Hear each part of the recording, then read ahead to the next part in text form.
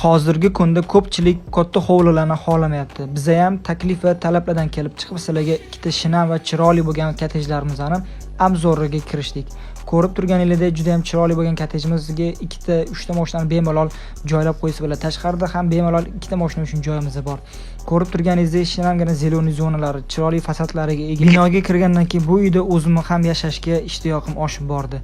O'ng tarafimizga qaraydigan bo'lsak, kattagina zal lustralariga alohida baho beramiz. Podsvetkalarni ham juda chiroyli qilib tanlashgan ekan. Mehmonxonadan chiqib chakka yuradigan bo'lsak, ota-onalarimiz uchun chiroylikgina yotoqxonaga ko'zimiz tushadi va uni ro'parasida ixchamgina sanuzulga ko'zimiz tushadi.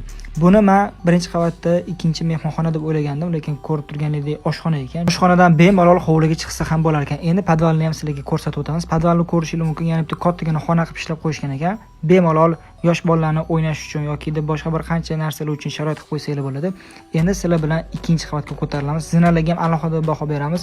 Juda ham chiroyli qilib ishlashgan ekan. Ikkinchi qavatimizda bu kattagina ho'ldan to'g'ri chapga qarab yuradigan bo'lsak, bitta kattagina, yana mehmonxona sifatida ishlangan katta xonamizga ko'zimiz tushadi. Uni yonida esa bitta bolalar uchun yotoqxona. Uyimiz umumiy 6 ta xona va 4 ta sanuzuldan iborat bo'ldi. Lokatsiyasi keladigan bo'lsa, Chilonzor tumani Do'mbirobod mahallada joylashgan bo'ladi. Oldingi narxidan $30,000 arzoniga berib yuborilyapti. Bemalol kelib savdolashib baraka qilib olishingiz mumkin. Kanalimizga obuna bo'lib, like bosishni unutmang.